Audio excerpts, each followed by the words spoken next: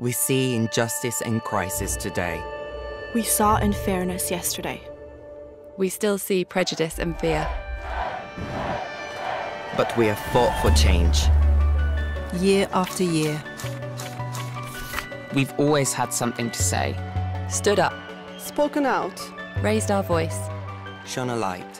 Spoken truth to power. Born to fight. Together, we've used our business for good. For fairness.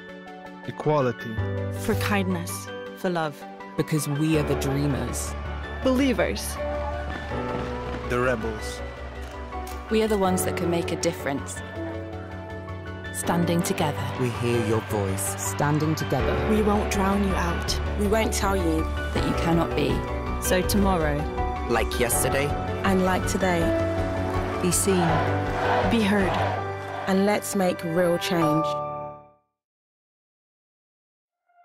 I remember my first international event was back in 2017 where I played for Malaysia in the World Schools Chess Championship. It was my first time playing for Malaysia, going to Europe. It made me very grateful.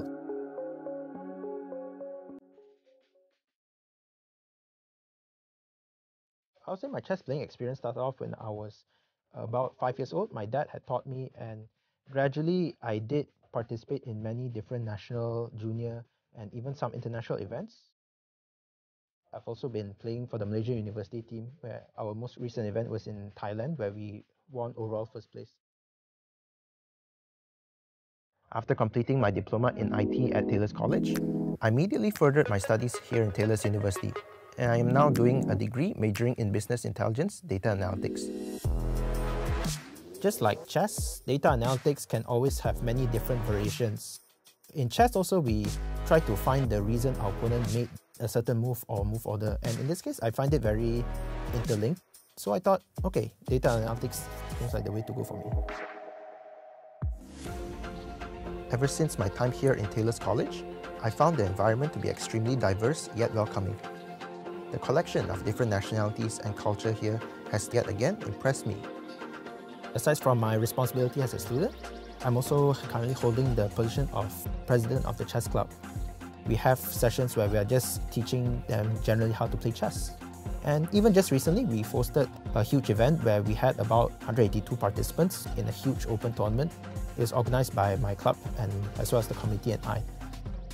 I'm also currently a student ambassador for EY, Ernst & Young.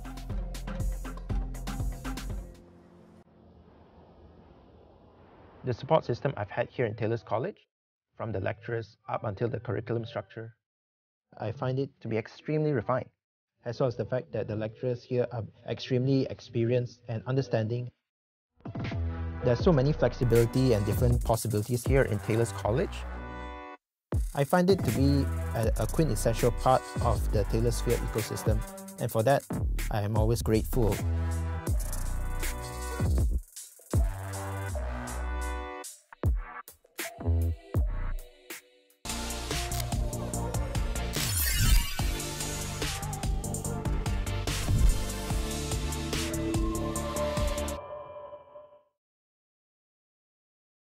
Good afternoon, everyone. Welcome to Youth Parliamentary Debathon 2022. Hey, I'm Shilda Ismail, and I shall be your MC for this evening and be with you throughout the whole event this afternoon. Our motion topic for today is implementation of parental leaves in Malaysia. Youth Parliamentary Debathon is organized by Malaysia Kini and Kini Events, with the great support from our partners, which are our Changemaker partner, the Body Shop Malaysia, Youth Empowerment Partner, Taylor's College, Supporting Partner, Ministry of Youth and Sports, Soft Skills Training Partner, Malaysian Institute of Debate and Public Speaking, MIDP, Metaverse Partner, Experiential Design Team, EDT, as well as co-partners, Undi 18, Undi Sabah, The Risers, Institute for Research and Development of Policy, IRDP, and MYADP. As well as our media partners for this session, Kini TV, Chili Sauce Media, Astro Awani, and SAYS. We would like to emphasize here that the discussion today is solely for knowledge purposes and to encourage the youth to voice out their respective opinions. Do take note that all statements, and suggestions from the debaters do not represent the stand or sentiment of the organizers or any institution. And for your information, today's debaters are a total of 10 people aged between 16 and 25 from all over Malaysia. Before the event begins, I would like to make a few announcements. The event will be conducted in English. Each debater will be given 3 minutes to present his and her problem statement and suggestions. A digital timer will be displayed on the screen during the presentation. The audience can vote statements and popular debaters on the website, which is mk.my/usul1 or usul1. At the end of today's session, we will also select and announce the best debater, and for that, I would also like to introduce the panel of judges who will be judging and selecting the debater today. They are none other, Molly Fong, Chief Executive Officer, The Body Shop Malaysia; Professional Technologist Wong Chi Kong, the Head of School for School of Diploma Studies from Taylor's College; Tia Ting Ting, Chief Commercial Officer from Malaysia Kini Group; and lastly, Yan Cheng, Executive Corporate Training and Engagement from Malaysian Institute for Debate and Public Speaking, MIDP. Thank you so much to our panel judges. Well, without further ado, I would like to invite Ng Lin Fong, Managing Editor of Malaysia Kini, to give his opening remarks. Lin Fong, the floor is yours.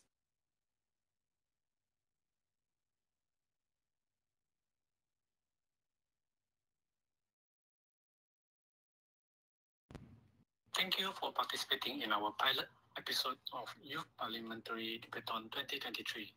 I would like to thank our trade partner, youth empowerment partner, supporting partner, metaverse partner, soft skills training partner, co-partners, our honorable moderator, our youth debaters, as well as our media partners and viewers that are watching this live. Good afternoon, everyone. This topic for today's episode is the implementation of parental leaves in Malaysia. I'm sure that everyone who's watching this is eager to hear about this.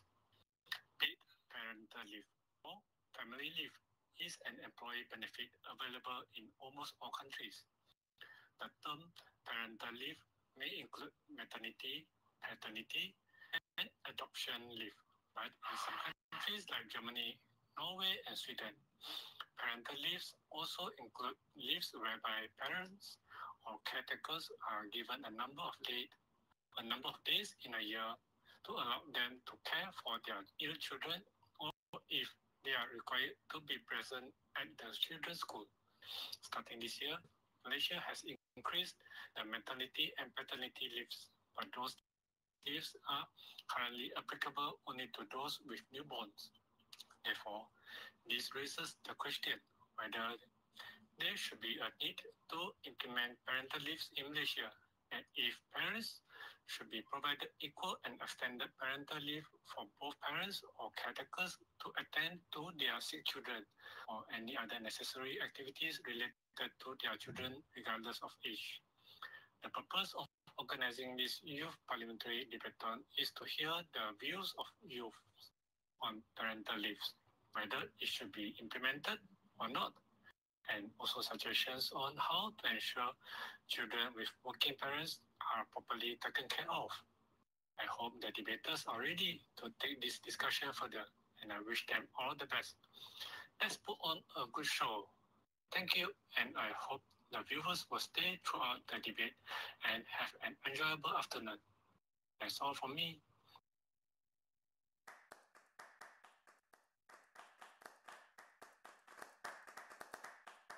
Thank you, Lin Fong, for the speech just now.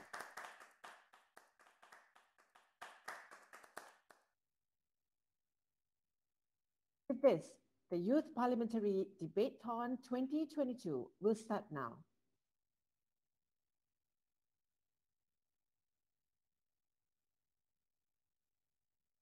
A total of 5 debaters who will be presenting their statement, representing the government, and they are Radiatul Najwa binti Muhammad Rahimi from University Utara Malaysia, Isra Daniel Gomez from the Brickfields Asia College,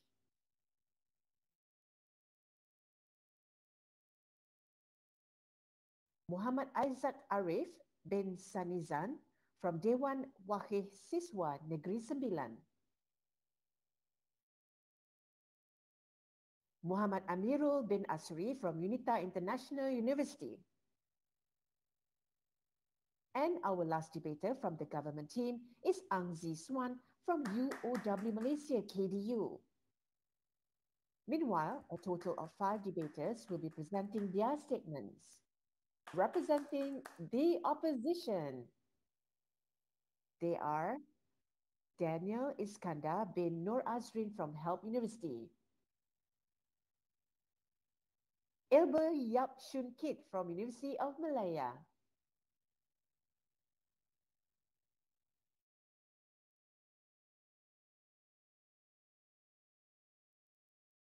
Fatah Aswadi bin Nasri from University Malaysia Kelantan, Sarah Farhana binti Bashir Ahmad from St. George Girls' School. And our last debater from the opposition team is Nur Idina Kistina binti Zuri Iskandar from University Technology Mara, Dengkel. Not only them, we are also joined by our politicians of today to share some of their views in regards to parental leaves. And they are Yang Berhormat Lim Shu Kim, MP for Sungai Pinang. Yang Berhormat Nicole Tan, ESCO Women Affairs, Family and Charity Negeri Sembilan. And Aini Hazika, Central Executive Committee, MUDA. On behalf of the organizer, I would like to kindly remind the debaters, do follow the rules and etiquette during the parliamentary proceedings that have been presented during the previous briefing session. Next, I invite Nurul Rifayah to moderate this debate session. Nurul, the stage is yours. Silakan. Thank you, Shilda Ismail. Hi, everyone. My name is Nurul Rifayah, and I will be the chair for debate today, which will touch on the topic of implementation of parental leaves in Malaysia. So before we start this debate, I would like to give a brief context about today's topic. So the motion of today's debate is this House believes that governments should provide equal and extended parental leave for both parents or caregivers by offering 120 days of paid leave to be split between both parents and caregivers as they see fit. So paid parental leave or family leave is an employer benefit available in almost all countries. The term parental leave may be include maternity, paternity, and adoption leave, or may be used distinctly from maternity leave and paternity leave to describe separate family leave available to either parent to care for small children. In some countries and jurisdictions, family leave also includes leave provided to care for ill family members. Often, the minimum benefits and eligibility requirements are stipulated by law.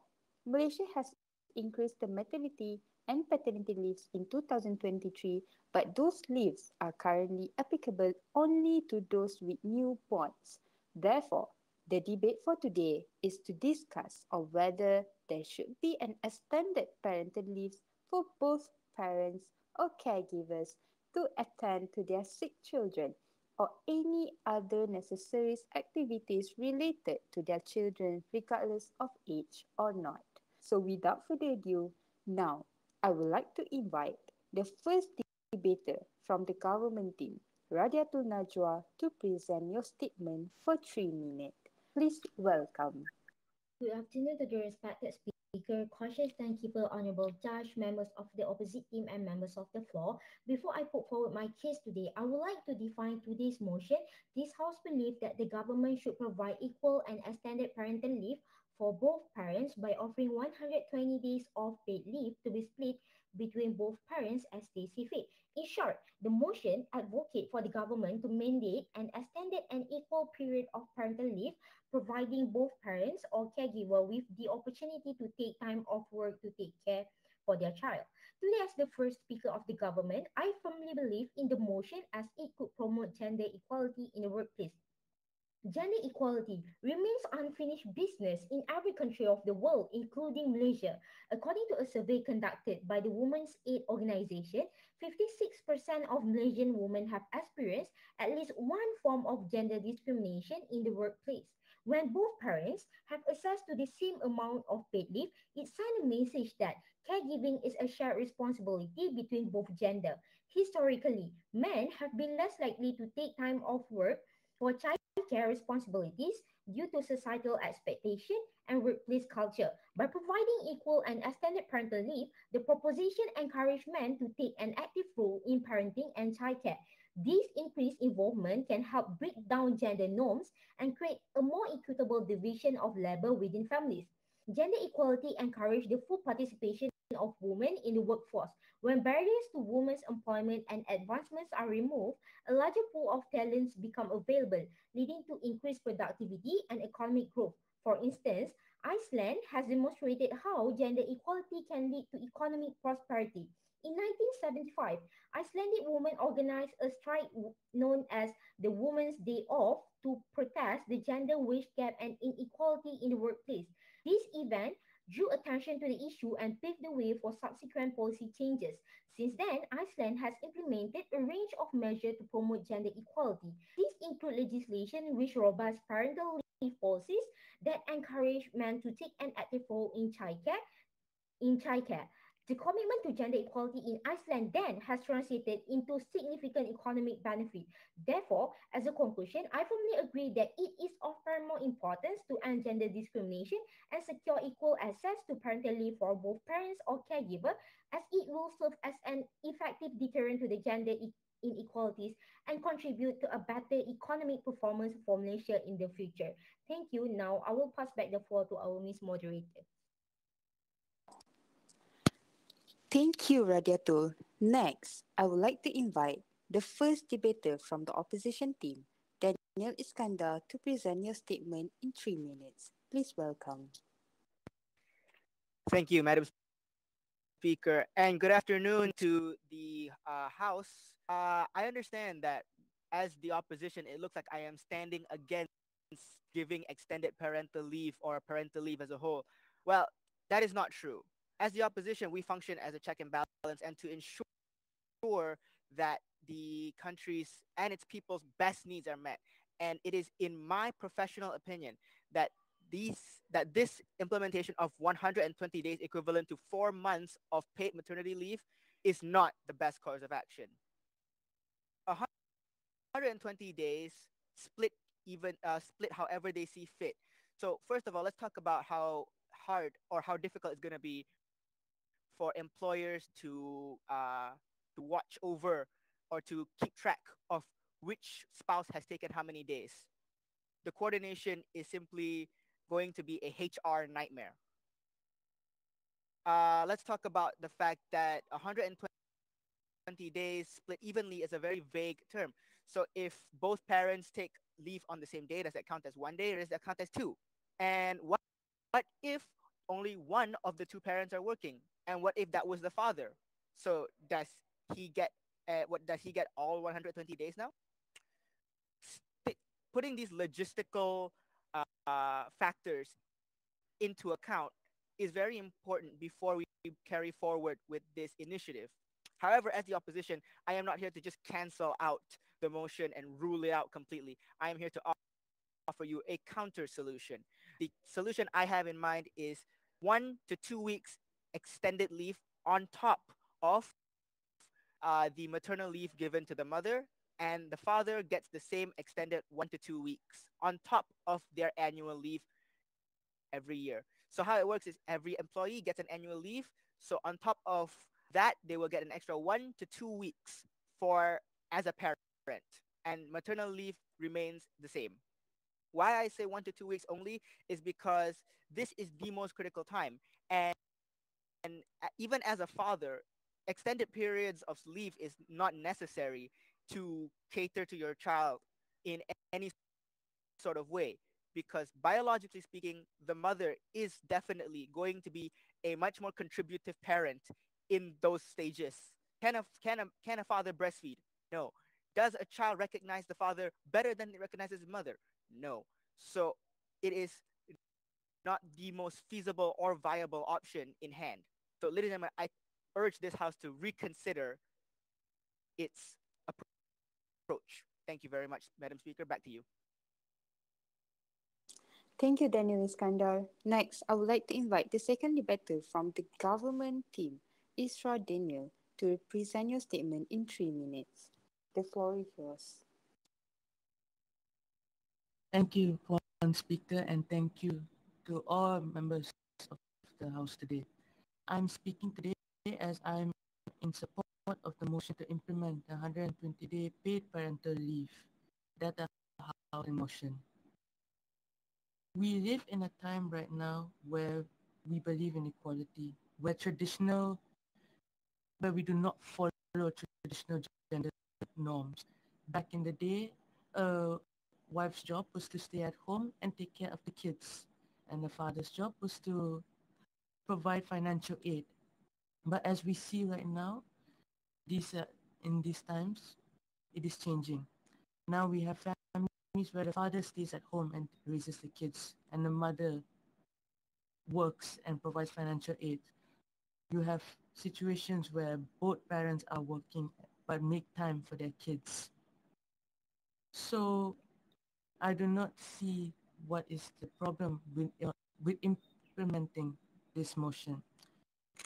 Now, the opposition will argue that this motion cannot be accepted within our society, that this will badly affect the economy, badly affect the employers and businesses, and that fathers do not play an important and crucial role in a child's future. But we are forgetting the one key important factor, the main people who will be infected by this, which are the children. Children who need both their parents, both mothers and fathers, to live their lives. And with the argument saying that, and this is not a radical argument to implement this type of policy. As we have seen in other countries, parental leave has been implemented. In Finland, it's 164 days. In Sweden, it's 480 days. So the argument is not whether can we implement this, but whether should we implement this. And before I end my speech today, I would like to ask this question to all the opposition members and to all my allies in the government team. If we do not pass this motion and if we do not implement this policy, can we actually say we believe in equality and we want to be a progressive nation? That is all from me. Thank you. Thank you, Isra Daniel. Next, I would like to invite the second debater from the opposition team, Abel Yap, to present your statement in 3 minutes. Please, welcome.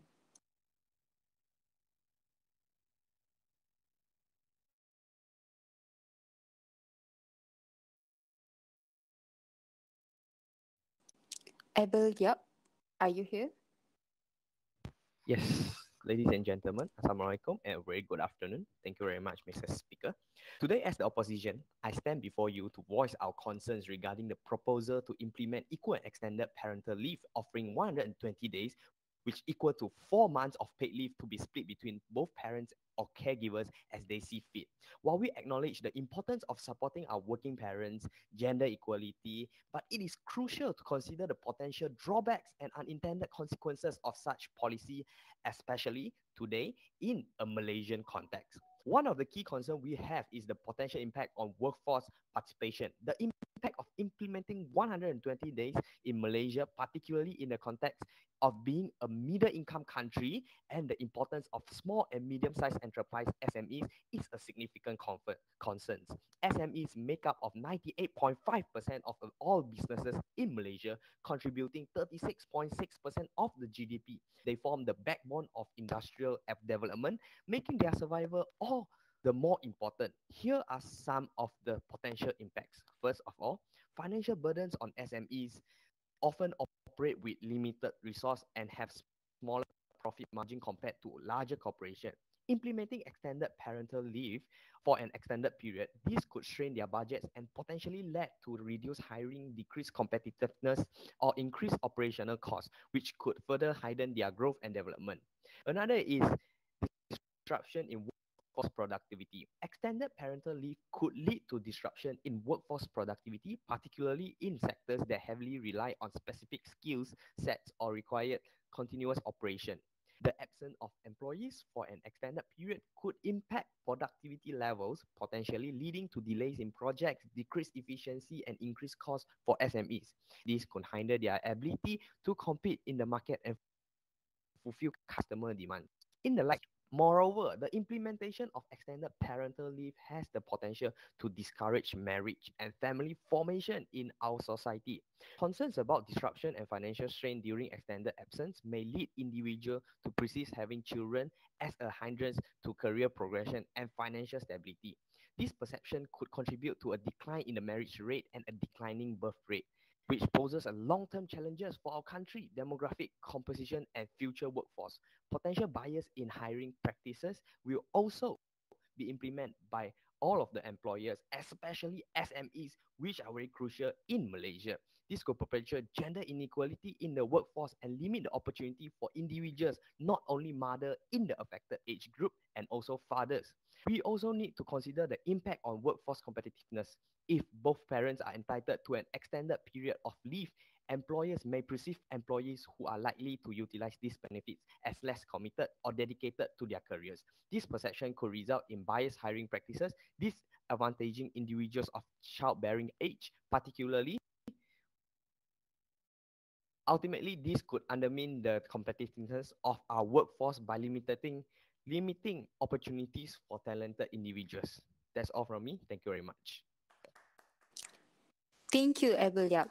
Next, I would like to invite the third debater from the government team, Muhammad Isaac, to present your statement in 3 minutes. Please welcome. Assalamualaikum warahmatullahi wabarakatuh. Thank you, Madam Speaker. Good evening to fellow members of the Parliament and also the judges. Alright, today we are going to bring the title of Implementation of Parental Leaves in the Employment Act.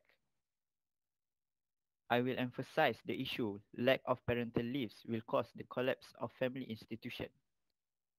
First thing first, I need to clarify the opposition that parental leave is not only for parents who have newborn, but it's for parents that need to spend time or take a day off to treat their children and other things related with their children. I'm quoting from what Madam Speaker has been issues that on last year, Malaysia's Employment Act already amended 2 leaves involving 2 leaves, which is maternity leaves and paternity leaves. On maternity leave, there is increases from 60 days to 90 days of leaves, and for paternity leave, there is 3 consecutive days of paternity leaves and only up to 5 confinements. But this is still shorter than what has been recommended by the ILO, International Labour Organization. And also, the second case is because the amends the Malaysia's Employment Act was inconvenient for the employee, which employee need to notify employer that at least 30 days before they taken the leave. Besides that, worker only entitled for 17 gazetted public holiday compared to student that has more public holidays throughout the year. This cause parents cannot spend time with their children, watch their children grow up. Third cases is not include annual leave. Employee will only eligible for only few annual leave, which is based on how long they have been employed. What if an employee that just been employed already has their children to raise? But this amount of leave that has been amended is only for parents who have just given birth. What about parents who are raising children? Are those who are already have children not eligible for any leave to see their children grow up? By this, I urge the Parliament to increase the parental leave to 120 days according to government motions. Back to my main points. I believe future generation deserve brighter life. Some of the effect that we change today not cannot be seen in short term, but it can be seen in long term. I hereby call on the members of the Parliament to support the government motion to increase the parental leaves to 120 days that will be split with both parents. Thank you. Back to you, Madam Speaker. Thank you, Aizat. Next, I would like to invite the third debater from the opposition team, Fatah Aswadi, to present your statement in 3 minutes. Please welcome.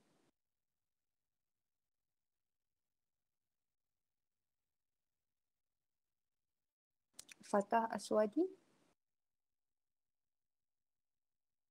Calling once, twice. Okay, maybe we could move on to the fourth debater from the opposition team, Sarah Farhana.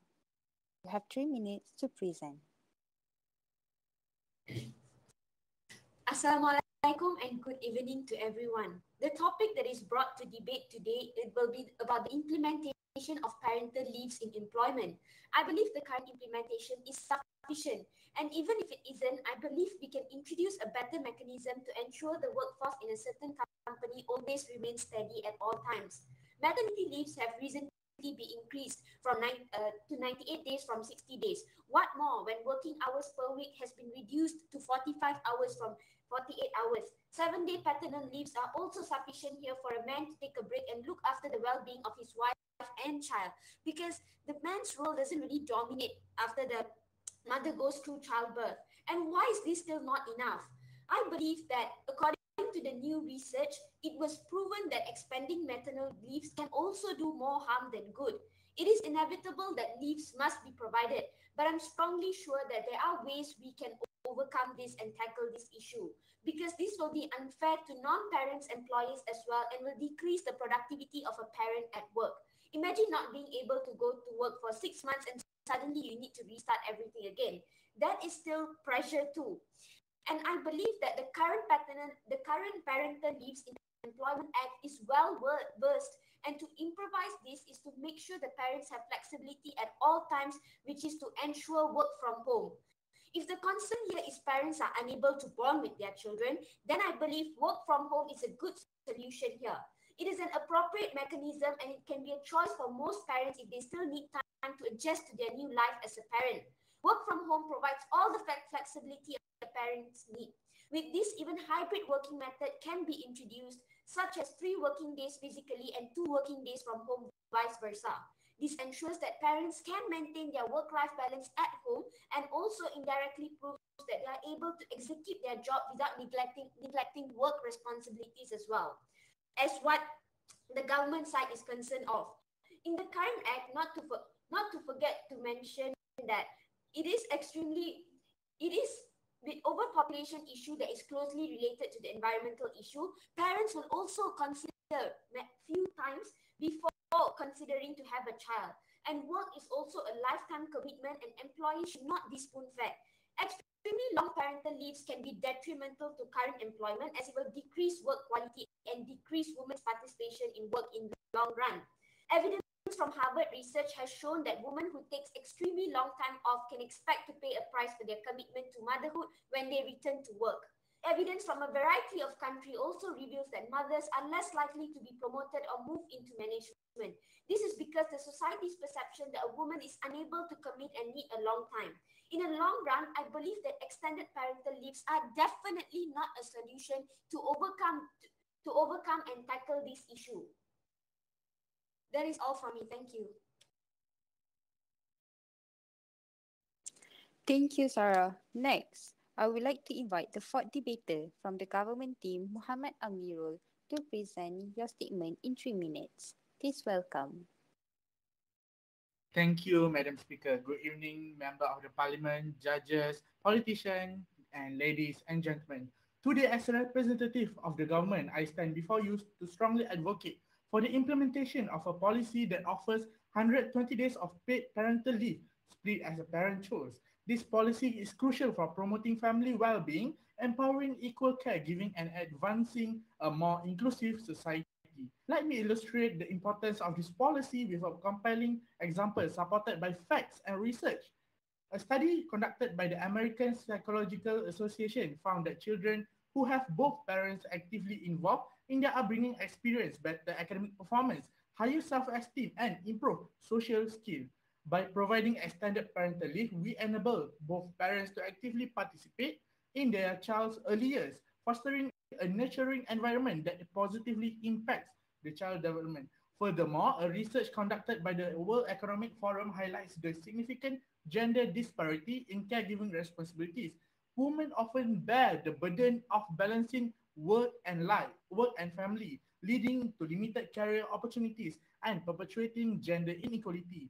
By implementing equal and extended parental leave, we challenge traditional gender roles and create more equitable society where both women and men can share caregiving responsibility, pursue their careers, and achieving greater gender equality. Moreover, studies have consistently shows that the economic benefits of parental leave policies. A report by International Labour Organization reveals that a company with family-friendly policy, including extended parental leave, experience increased productivity, reduced turnover rates, and improved employee loyalty. By supporting working parents and providing them with the necessary time to care for their children, we foster a more engaged and committed workforce, ultimately benefiting both families and businesses. In conclusion, the implementation of a policy offering 120 days of paid parental leave, split as parent chose, is a transformative step towards promoting family well-being, empowering equal caregiving, and advancing gender equality. The example and research presented demonstrate the positive impact of extended parental leave on child development, gender equality, and economic outcomes. By supporting this policy, we invest in our future generation and create more inclusive society where parents has the opportunity to bond with their children and contribute to their well-being. Thank you. Back to you, Madam Speaker. Thank you, Muhammad Amirul. Next, I would like to invite the fourth debater from the opposition team, Nur Idina Kistina.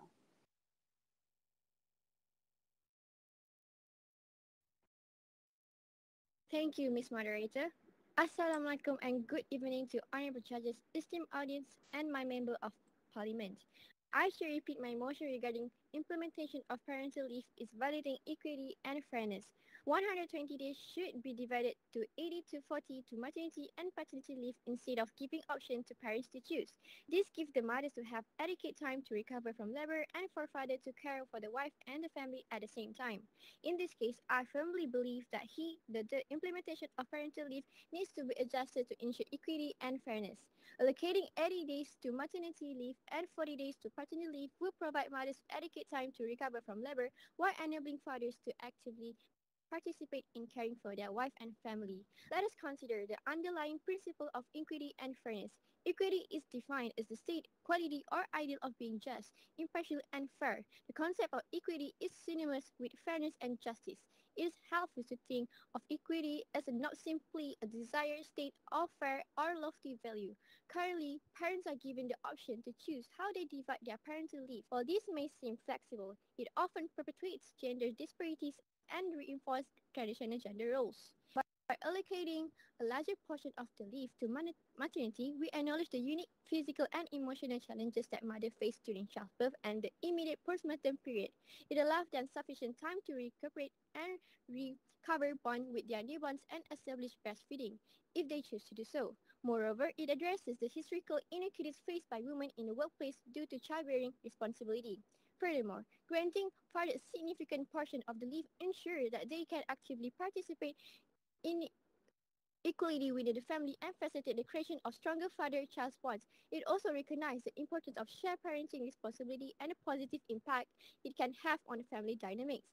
Some argue that giving parents the freedom of choose how they divide their leave is fair. However, this approach fails to address the systematic bias and society's expectation that influence decision making.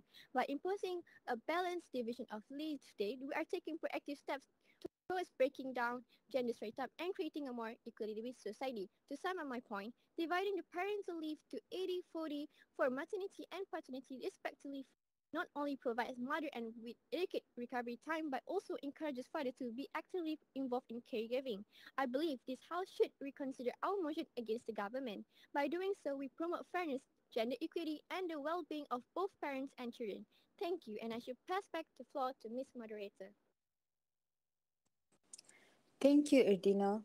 Next, I would like to invite the last speaker from the government team, Ang Zi Swan. You have 3 minutes to present.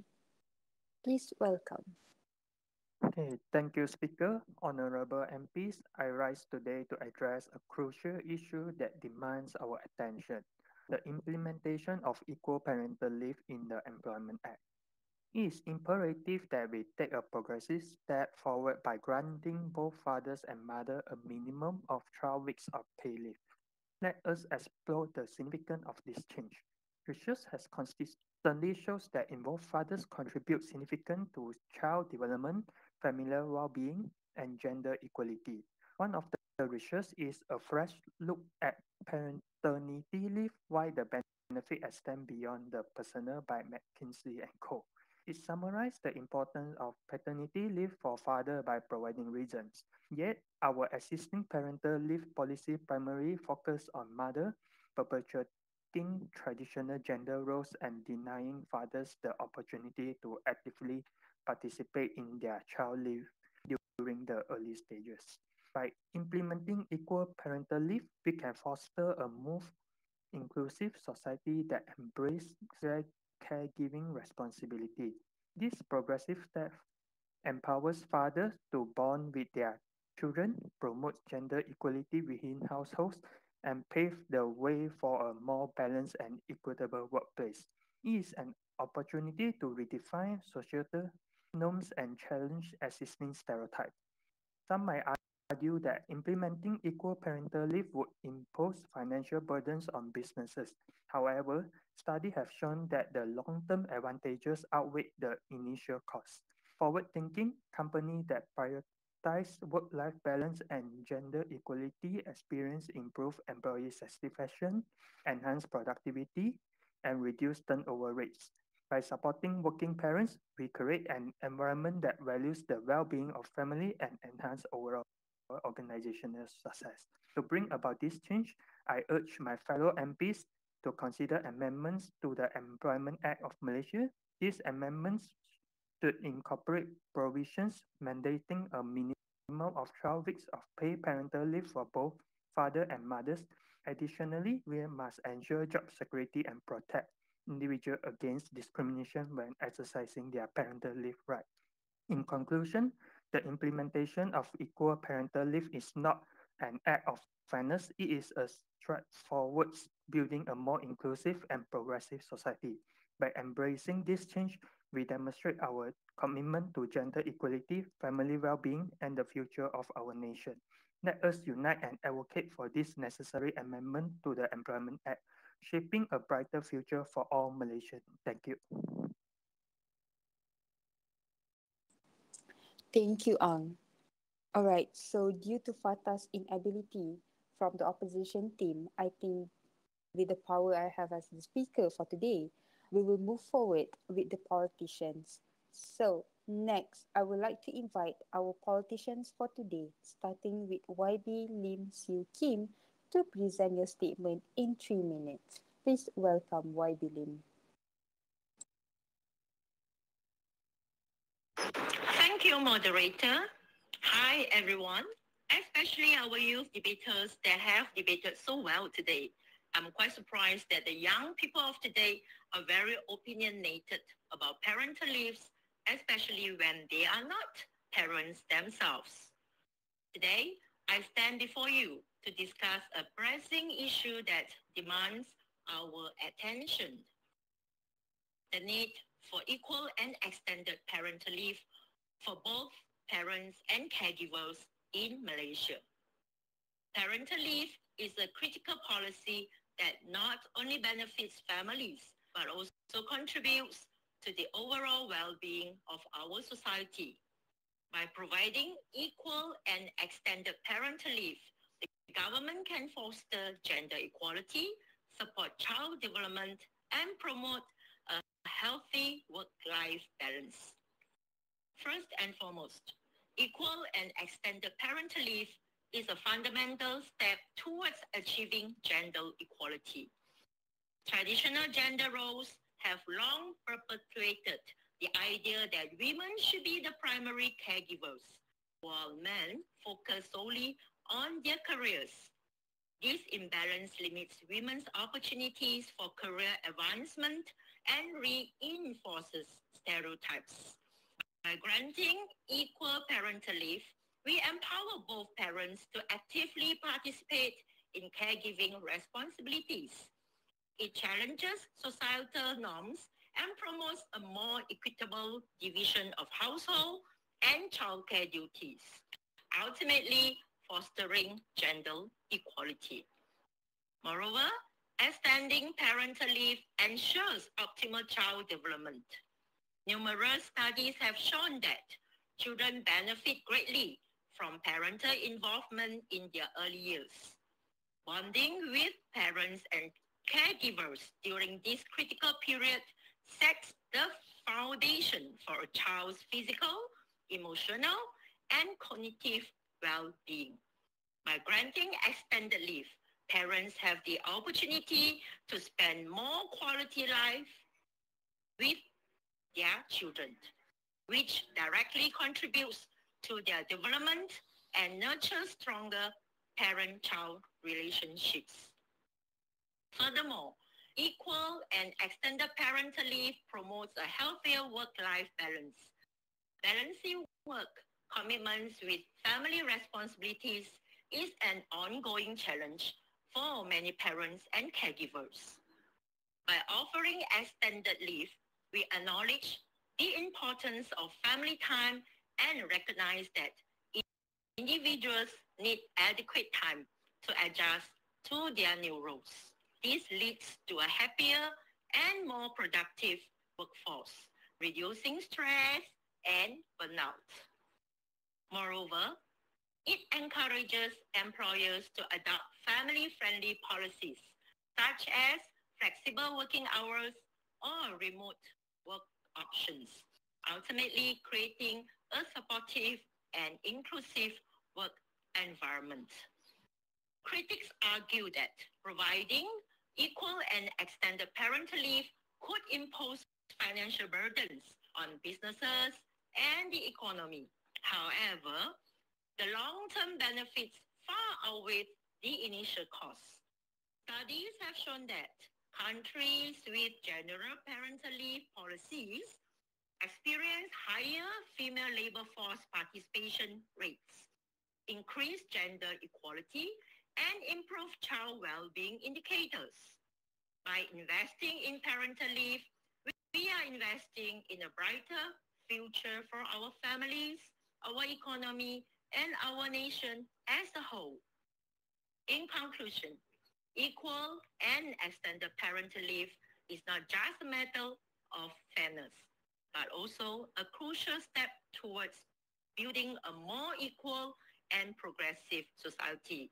By granting both parents and caregivers the opportunity to be present during the early years of their child's life, we foster gender equality, support child development, and promote a healthier work-life balance. It is time for the Malaysian government to recognize the importance of this issue and take action. Let us come together to advocate for equal and extended parental leave for the betterment of our families, our communities, and our nation. Thank you.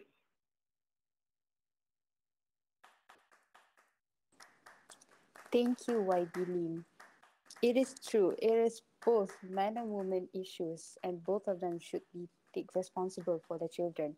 All right, next, I would like to invite YB Nicole Tan to give a statement. Please welcome. Hello, saya Nicole Tan Lee Kun. Salam Negeri Sembilan Bersih Mufakat Sejahtera. Saya merupakan adun Bukit Kepayang, merangkap Exco Wanita Keluarga dan Kebajikan Kerajaan Negeri Sembilan. Dan pada pendapat saya, cuti ibu bapa atau parental leave ini amat penting untuk kita melaksanakan satu polisi atau dasar yang lebih adil lah kepada secara gendernya lebih adil. Kerana saya nampak sejak dulu lagi di negara-negara seperti Skandinavia, mereka sudah melaksanakan parental leave di mana ada cuti 6 bulan dan cuti ini boleh dikongsikan di mana misal kata 3 bulan untuk isteri, 3 bulan untuk suami. So saya rasa ini amat diperlukan lah, ada keperluan untuk melaksanakan cuti ibu bapa ini.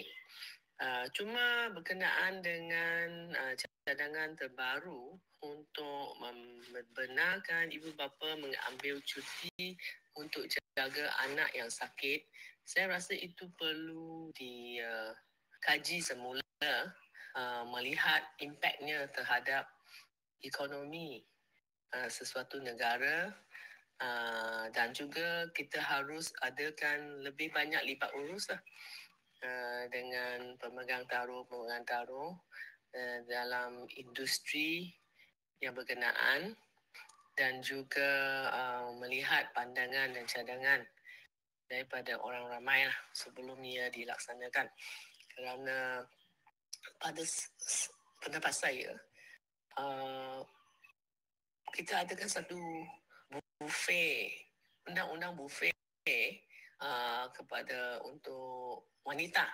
Mengapa saya pilih wanita? Kerana wanita selalu diberi tanggungjawab untuk jaga anak yang sakit, menjaga keluarga, menjaga hal ehwal dalam rumah tangga.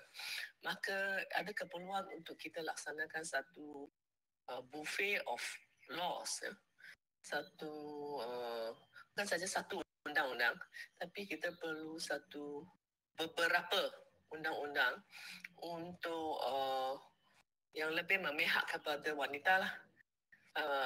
Kerana sekarang kita lihat wanita masih belum diberi satu peluang untuk bersaing secara adil lah dengan lelaki, maka kita perlu mengangkat wanita dan create lebih banyak peluang dan ruang untuk wanita untuk melibatkan diri dalam sektor pekerjaan. Okay, buffet of law itu saya akan cadangkan yang tadi saya kata tu, parental leave, iaitu cuti ibu bapa, dan satu lagi adalah kita kena wajibkan taska lah dalam tempat kerja. Sekarang kerajaan ada memberi peruntukan untuk swasta dan juga kerajaan, tempat kerja kerajaan dan swasta, dia ada bagi insentif untuk membina taska ni. Tapi saya rasa keperluan untuk adakan taska itu penting supaya wanita boleh bawa anak untuk bekerja. Yang ketiga adalah flexi hour. Misal kata anak sakit, dan dia mungkin masuk lambat pukul 11. Pukul 11 bermaksud kalau waktu kerja adalah 9, dan dia akan keluar office, macam dia hutang office 2 jam. Flexi hour lah. Dan juga satu lagi adalah keterjaminan pekerjaan. Jikalau misal kata dia mengambil 6 bulan dan tidak dikongsikan dengan suami, maka pekerjaan tersebut ni ada jaminan apabila dia balik kerja. So saya rasa itu pada khidmat saya lebih sesuai.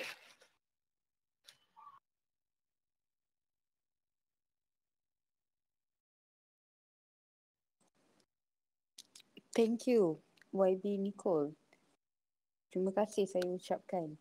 Next, I would like to invite our final politicians for today, which is Aini Hazika, to present her statement. Please welcome Aini.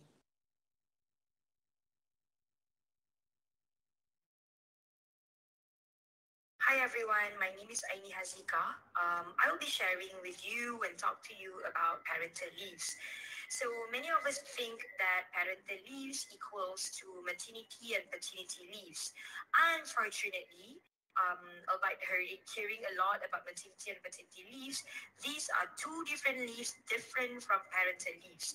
And in fact, our country just currently recognizes paternity leaves that allow fathers to take leaves up to 7 days during maternity.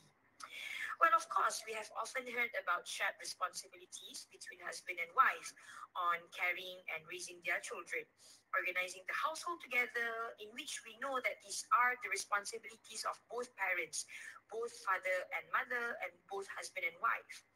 So what is actually parental leaves? So as we have seen and we have heard many times that, sometimes we have children at home, they will get into sickness, they are sick, and usually when this happens, only mothers are usually expected to take leave to care for the children, and of course be with them at home or hospital, because so many people in our society expect mothers to do such thing while fathers go out to work. While in the very first place, both father and mother are actually working parents.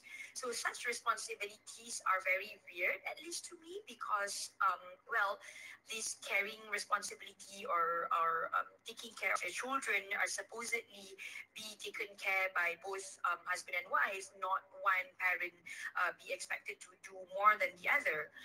Hence why I believe and completely agree in parental leaves.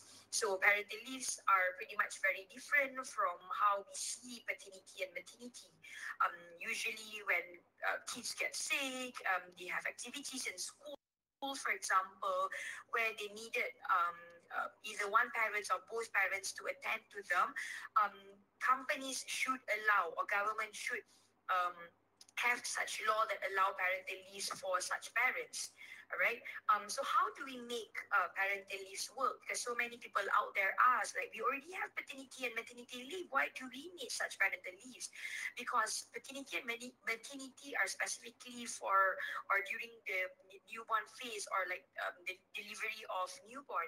So companies should and can provide for such leaves, or probably maybe offer extra WFH for employees who needed to care for their children at home, who needed to be with their children, or maybe attend to such necessities or needs of the household. There's so many countries that have actually practiced parental leave or provide parental leaves, such as Finland and other many European countries. Well, so many friends also asked me previously whether such leaves could actually affect productivity of a person, of one of the parent.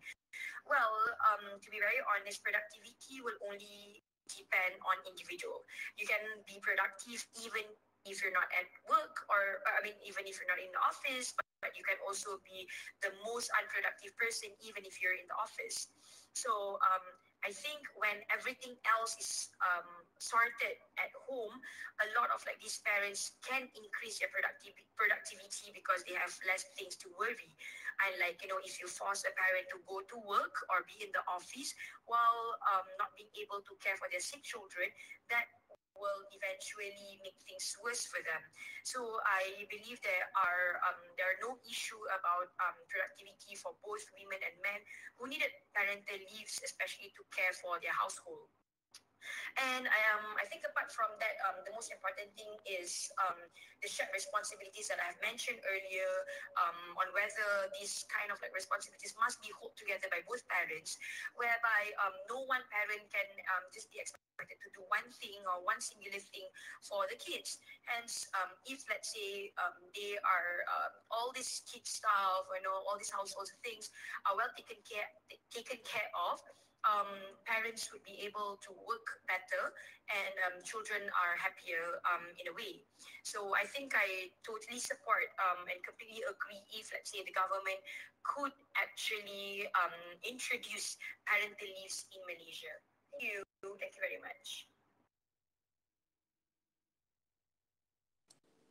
Thank you, Aini Hazika. That's a wonderful speech and statement.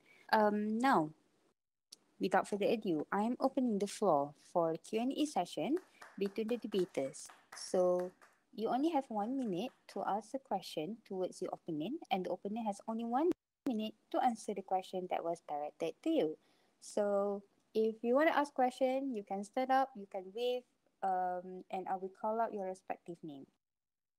Alright, so I can see Daniel Iskandar. Daniel Iskandar, you can ask a question. You have 1 minute. Daniel Iskandar. Thank you, Madam Speaker. My question is to the first speaker of the government. And earlier, it was mentioned throughout the entirety of the debate amongst the government side of the 120 days being divided however the parents see fit. And then along the line, we hear more opinions of 80-40 or 60-60. So so clearly the government is unsure of how they really want to divide this. And on top of that, if you're really advocating for equality, why give it 120 days and let them divide it however they see fit? 60-60 sounds fair to me. So please, what is the government trying to do here? Thank you for pointing out the question. And I think the most fit duration for the parental leave is 60-60. This is 60-60. So that this is because, as I mentioned before, gender equality encourages the full participation of women in the workforce. So that when both has so that I think 60-60 would be the most fit duration for the parental leave. Thank you. Thank you, Radatu and Iskandar.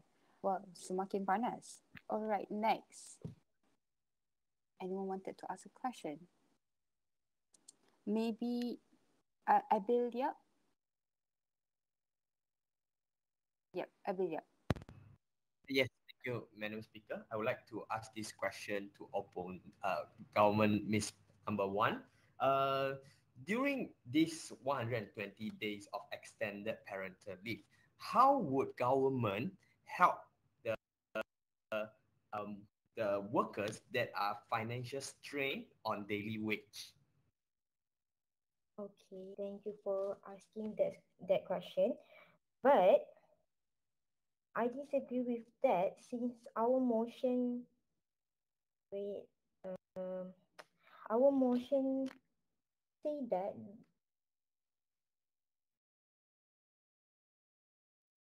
they would provide the parental it was paid parental leave. So I don't think that they will face any financial strain since they take leave, but they still being paid. They still have income, even though they not attend to work. So yeah, I think they won't face any financial strain. Thank you. Okay, maybe we can have someone to ask question from the government's team. Can we have Isaac Arif to ask a question to the opposition? Thank you, Madam Speaker. I just want to ask second opposition. So if we take a look at countries such as Norway, which is have the one of the highest public holiday, which is 25 days in the top, and also Norway is in the top 20 country with the highest salary. It shows that these two things can be done in tandem. should we implement this in our country also? That's my question. Thank you very much, government number three. So the first question that I want to ask is whether is Malaysia not a country like Norway, and is parental leave as extended parental leave give after Norway become a high salary country, or is given after Norway became a high income country? So we cannot say that Norway, like this high income country, is a very improved country, a very fast moving country. It's same as middle low country like Malaysia. So it's not the same case as Malaysia. And we have to consider that in Malaysian context, we are facing a lot of economics problem. And we still want to give our workers for 4 months of extended parental leave. And it is not a very good initiative, I would say. Thank you very much.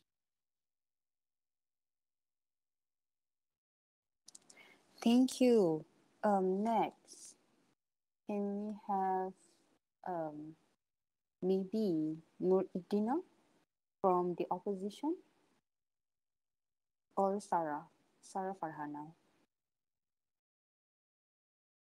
My question is for the towards the third speaker. So the third speaker mentioned that the third speaker focused a lot on that the birth rate is declining. Is really our main focus here today is about the birth rate declining, and do you think that that is why? Do you think that it is rational for us to extend the parental leave just for it to be an incentive for people to have kids when we are also combating with overpopulation issue at the same time?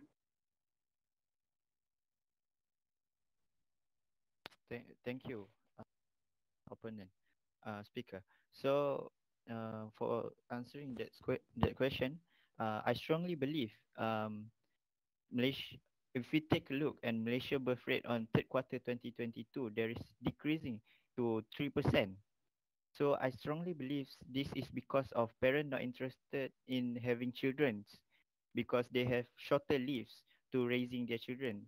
We can take an example, such as Japan, that has low birth rate, because they implement the tradition of koroshi, which is a tradition of working so hard that they ignore other things such as building their families, and also um, and also enjoying their life actually. um, and also That's my answer for that question. Thank you. Thank you. Next, can we have? Okay, I can see someone's waving at me. Mirol, yes. Amirul? Thank you, Madam Speaker. I have a question for the opposition side debater number two. So my question is, in light of overwhelming evidence that shows the positive impact of extended parental leave on children development, how do you justify denying children the benefits of a strong parent-child bond during their crucial formative years? Thank you. Thank you very much, government number four. As my opposition number one have said, we didn't actually want to oppose the whole context of giving parental leave. Our context is whether is it competent to give such long parental leave for parents, as 120 days is equal to 4 months, and this 4 months is you give a huge impact to our Malaysian economy. It's just this, okay? And I would like to ask about government number one. Do you know that actually Malaysian have 23% of daily workers that are earning on a daily wage, and if they do not work on that day, they would not get paid. Do you know about that? Yes, but this motion said that the plaintiff are being paid even though they are not going to the work.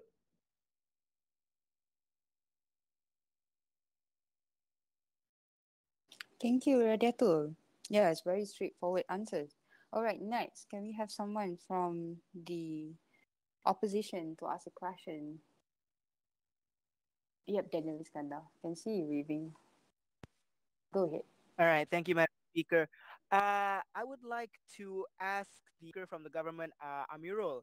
So, throughout the entirety of your speech, I picked up that you wanted you wanted there to be a work-life balance for parents to be able to spend time and imprint on their child. But let me ask you, is leave really the way to do that?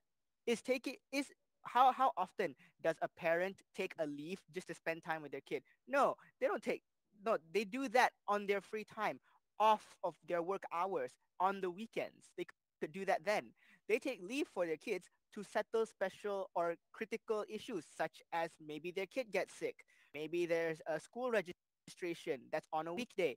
Leaves are for emergency uses and not for you to take the day off just to spend time with your kid. So is this leave really gonna solve the problem of employment and giving and making making employees more loyal to a company when the company is going to be reluctant to give them uh, to give them a job in the first place because this is too much of a loophole for them to exploit.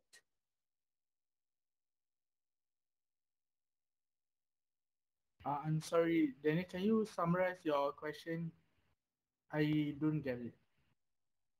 Do you think that leave is going to improve work-life balance if you if the basic thing you're doing is skipping work to spend time with your kid? Thank you, Dana, for the question. I do think that this is one of the effective ways for the parents, for the workers to spend time with their kids. And they are skipping work, but then they will get back to their work because there might be some backups during when they want to go for their leave.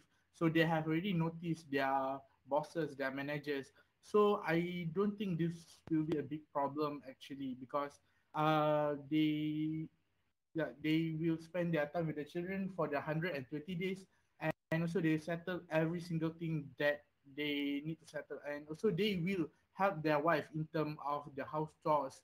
And as we know that after the woman giving birth, it's hard for them to manage the house chores and everything, so the man will be there to support her to do everything. I think it is one of the effective ways. Thank you. Follow up to that, Madam Speaker.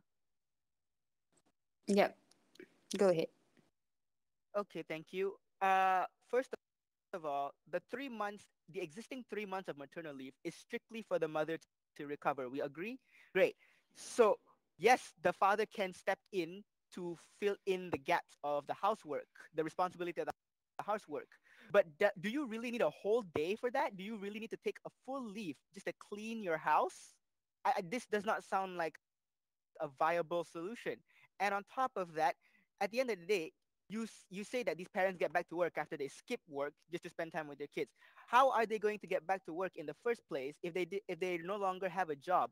Do you really think employers are gonna like the idea of giving you free time and paying you to not be at work just so you can have a better relationship with your kid? And I would like to remind the house that a child does in fact have psychological developments in the first few years, but you can do that off work hours during the weekends. Why is it so necessary to give this leave as a way to improve that relationship? Follow All up right, to thank you, that, Daniel. Madam Speaker. All right, yep, go ahead. Uh, if you say that if the man can do all the chores after work, if you live in Klang Valley area, especially in Kuala Lumpur, we get off at work at 5 or 6, and by the time we arrive home, it's at 8 or 9.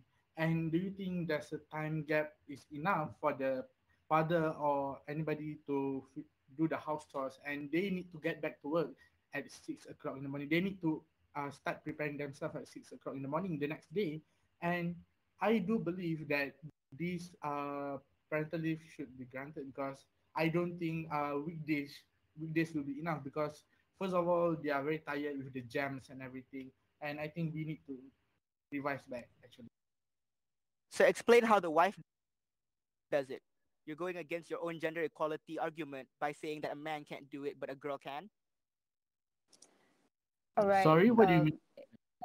Sorry. Okay, it is an order here. I'm here. If you want to ask a question, you should get my permission first. So, can we get Isra Daniel to answer the question, the Daniel question? Yep, Daniel, you may ask a question, but can we have Isra Daniel from the government to answer the question? Yep, go ahead. So, Hi. I'm asking the question, Madam Speaker. Yep, you may. Okay, so according to the government speakers, a man cannot be cannot be expected to carry out chores or to clean up the house after getting home from work because he's gonna be too tired. So explain how does a working mother does it?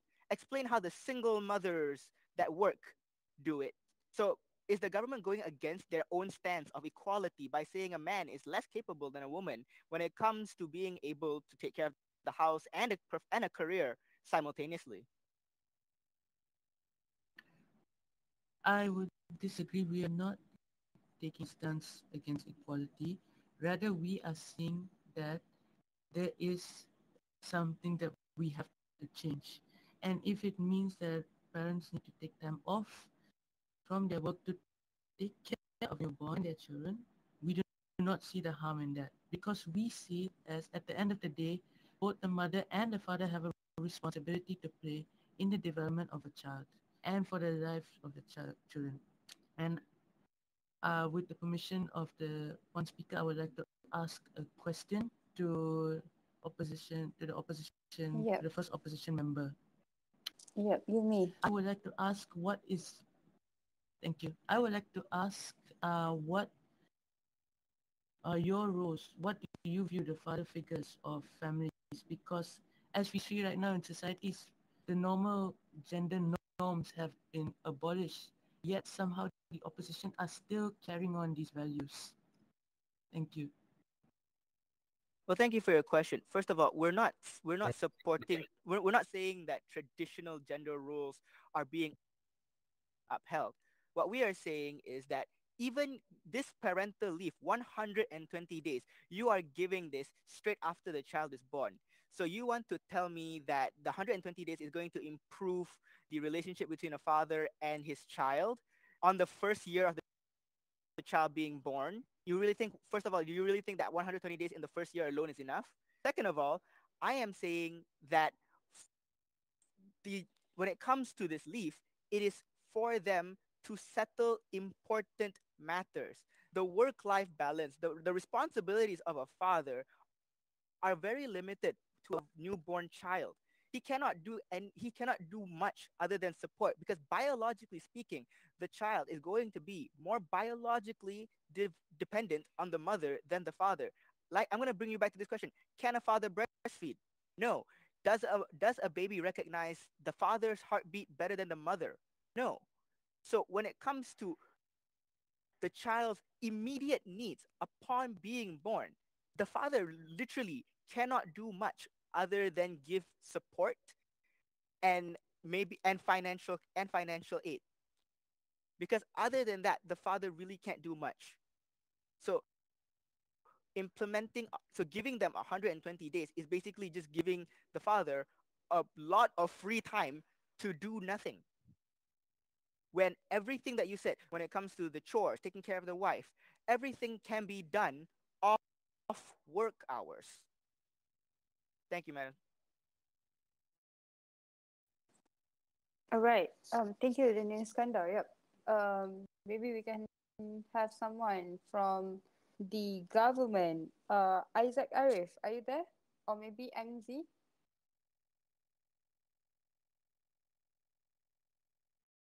Can we get Ang?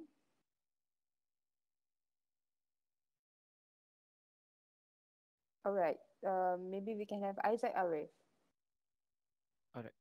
Thank or you, Madam. Amirul. Isaac Arif. Yep. Isaac Arif. Go ahead. Thank you, Madam. Speaker. So first thing I want to clarify the opposition that parental leave is not only about the parents who have newborn. Because when I hear what the speech from the first opposition, uh, he emphasized about the parents with the newborn. So my question is, I'm quoting from Amartya Sen, uh, well-known economist. He says a country should not only focus on economical aspect, but also in humanitarian aspect. So for opposition number two, what is your comment about it based on your speech? Since you emphasize on economical aspect just now. Thank you, Madam.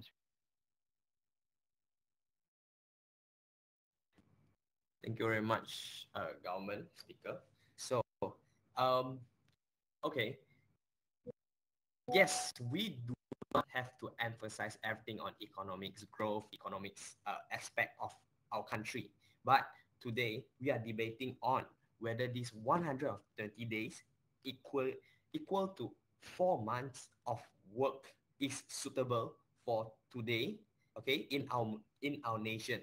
And I believe um, there are more policies that are more suitable. For example, we have flexible payment, we have flexible time hours for our workers or parents to do, and we don't have to use this 120 days because it is too much less for the parents. Okay, thank you. Thank you. Just now I can see Sarah Farhana is walking towards me. Sarah, do you want to ask a question?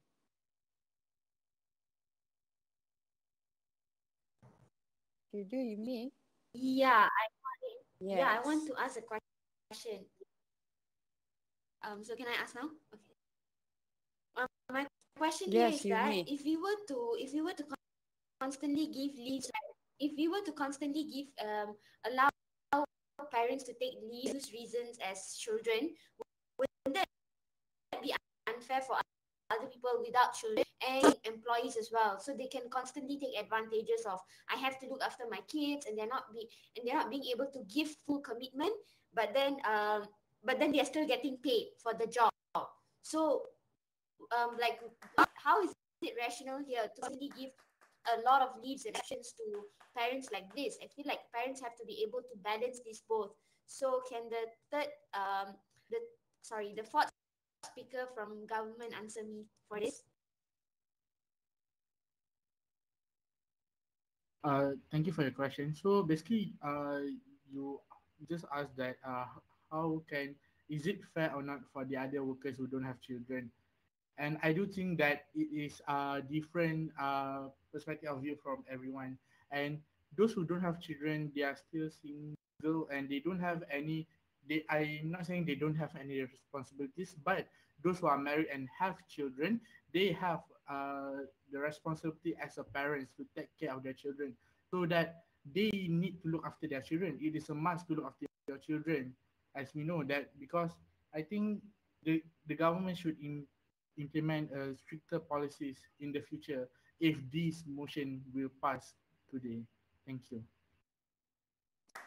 Okay, thank you. Can we have a last question? Um, I can see Amira is waving at me, but I think I will call Abel. Abel, yep, from the opposition. Thank you very much, Mr. Speaker. So my last question for the government is, since the government is going to implement 120 days for the employee, and will employers be very inclined to hire employee without families, or this makes the employee or workers to more inclined to not get married and not form a family, and will this cause a low birth rate to our country? Thank you very much.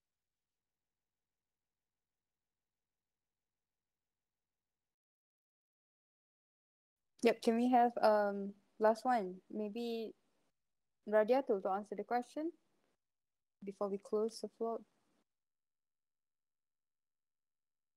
Or maybe Amirul instead.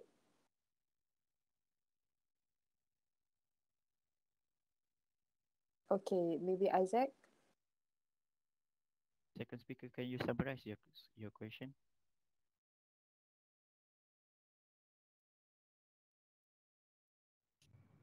Yes, government speaker. So since that government is going to implement 120 days of parental leave, and this will cause the employer to more inclined to not hire workers that will form family or already have families because they have going to use that 120th days of parental leave, or it will cause the workers that are going to marry or wanted to marry and they will not going to marry. Will this happen? Thank you very much.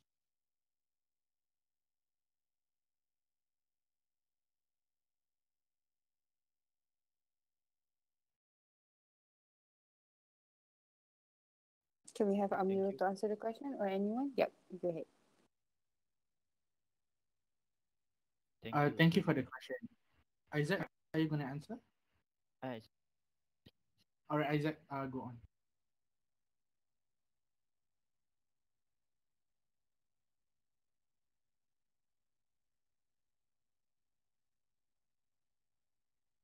Thank you for the question from the opposition number 2.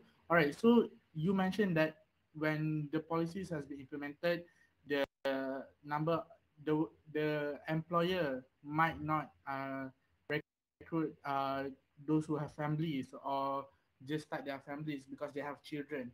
But the thing is, in the future, if every single family have a children, and that's, I think, like I think the professional, I mean the professional people in that specific area, they are married. I don't think that it is possible because in the future, if it has been already implemented, they will somehow need to follow this this Parental Leave Act.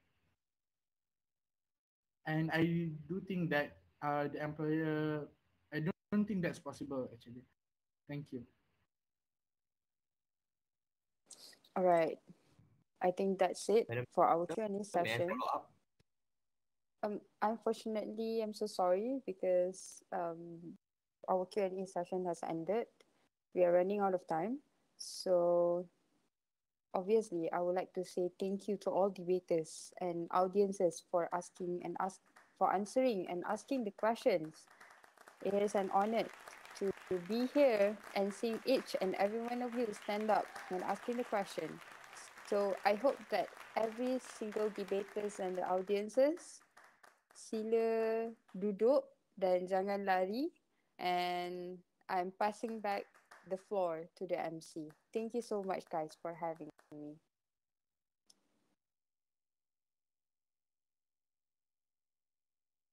Thank you so much, especially to our amazing debaters showcasing thought-provoking debate, displaying eloquence, knowledge, and of course, passion. And I would like to say thank you to Nurul too for moderating the debate today. Terima kasih to also our panel of politicians for contributing your opinions. Great job, everyone. All right, now moving on, the moment we all have been anticipating has come. Who's the best debater for this session? So with that, I would like to invite Iman Rizwan, event producer for Youth Parliamentary Debathon, to announce the winner. Silakan, Iman.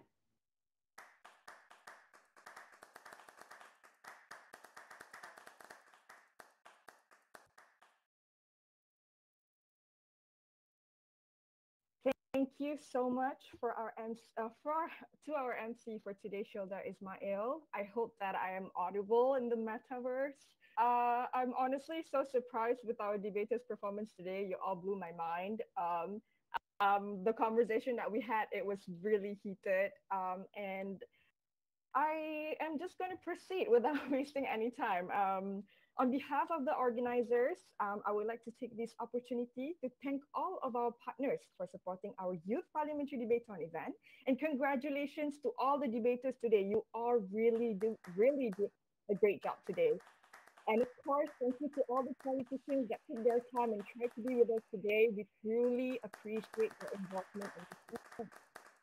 With that, the debater was evaluated through criteria that include use of language, quality of debate content, body language, and even personality. The winner of the Best Debater title will get cash prize worth of 1,000 Malaysian ringgit and a free lifetime subscription worth of 5,000 ringgit from Malaysia Kini. And the Best Debater award goes to drums roll, but we don't have drums roll. The Best Debater award goes to Muhammad Amirul bin Aseri. Whew. Round of applause to the debaters.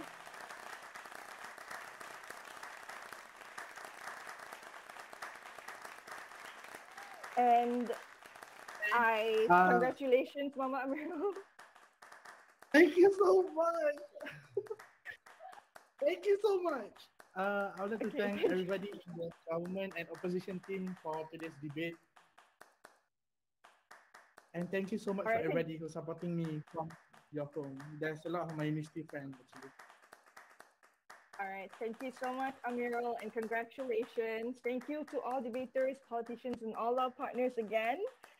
I'll be passing back the floor to the MC, Shilda Ismail. Thank you to Iman, and of course, congratulations to the best debater, Muhammad Amirul. Remember, in the world of debater, winning isn't the only measure. The ability to express your thoughts is also a winning skills. Okay, so we actually have another award that is brought to you by the Body Shop Malaysia. And as a brand that pioneers change and is known for their tagline, Change Making Beauty, the Body Shop Malaysia will be partnering with Malaysia Kini and Kini Events to present the Changemaker Awards to selected youth that have proven to have demonstrated a significant commitment and impact in their efforts to drive positive change. The criteria for this award will be up on our Youth Parliamentary Debathon website in the nearest time, and all the debaters today will be receiving an email from us for the award criteria. So the winner will be announced at the end of the year. So we're looking forward to receiving your entries. And for that, thank you to all the viewers also for staying with us until the end of the show throughout the event. And on behalf of the organizer, I would like to once again graciously thank you, our Changemaker partner, the Body Shop Malaysia, Youth Empowerment partner, Taylor's College, supporting partner, Ministry of Youth and Sports, Soft Skills Training partner, Malaysian Institute of Debate and Public Speaking, MIDP, Metaverse partner, Experiential Design Team, EDT, co-partners, Suni 18, Suni Sabah, The Risers, Institute for Research and Development of Policy, IRDP, and YADP. Alongside, we also have our media partners who's also live with the session, Kini TV, Chili Sauce Media, Astro Awani, and SAYS. Once again, well done, debaters. We are confident that your talents will shine through and captivate us, leaving a lasting impression. So let's have a virtual clap, guys. For your information, all the debaters here will receive a free Malaysia subscription for 1 year. For viewers out there, you are still able to vote for your favorite statements by debaters at mk.my/usul1 for a month until 26th of June 2023. Once again, we would like to apologize should there are any technical shortcomings or blunders may have occurred that may have affected your viewing experience. And for that, thank you for staying till end of the show. With this, it's the end of our first episode of the Youth Parliamentary Debathon 2023. That's all from me, Shilda Ismail, as the MC for today. Good evening. Hope to see you in the real world in July. Bye. See you again. Thank you.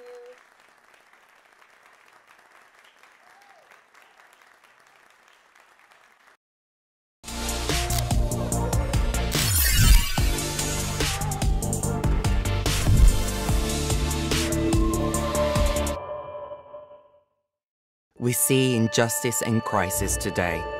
We saw unfairness yesterday. We still see prejudice and fear. But we have fought for change. Year after year. We've always had something to say. Stood up. Spoken out. Raised our voice. Shone a light. Spoken truth to power. Born to fight. Together, we've used our business for good. For fairness. Equality. For kindness. For love. Because we are the dreamers. Believers. The rebels. We are the ones that can make a difference.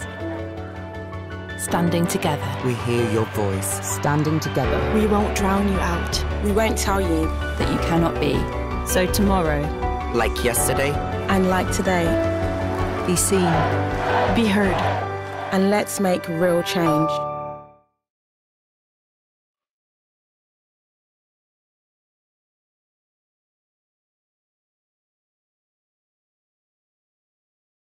It all started in 2010 when my dad actually won tickets for the 2010 World Cup. When I first stepped in the stadium for the first time, I hear the roar from the crowds, seeing the fans being passionate about their own countries, the players giving them all for 90 minutes. It really drove me to want to like football, to be more passionate about football. When I first joined ACC at Taylor's, I joined the SOPR Club, the School of Professional Studies. And our first big project that we were tasked with was the Ducky Fun Run project. I've not done any big projects prior to this, so going to this I was quite scared and nervous about how the outcome of the project would be. Towards the end of our project, I was very grateful and happy that we managed to hit our target and complete the project on a high note. While I was doing my A-levels, I actually grew my passion for accounting. The main reason I chose ACC as Taylor's is definitely the lecturers. They really teach you and guide you throughout the whole process. I compared ACC at Taylor's to other universities, and their course structure is definitely way better as it branches out each semester to know what you're doing at each step. Being in a big moment, you cannot make one single mistake. If not, your opponent will capitalize on your mistake. It's an exciting moment, especially when you find the space, your teammate gets the ball to your feet, you're one-on-one with the goalkeeper, you see an opening and you shoot and everything just becomes still. Everything we've worked up to that point has paid off and it's a great feeling. Throughout my whole life, I've always doubted myself. I've never been confident in who I am. Thanks to the Taylor Sphere ecosystem, it's definitely brought me out of my comfort zone. At the end of it, I was able to get a new set of skills and be more confident in who I am. And from that point on, I knew what I wanted to do as my career path.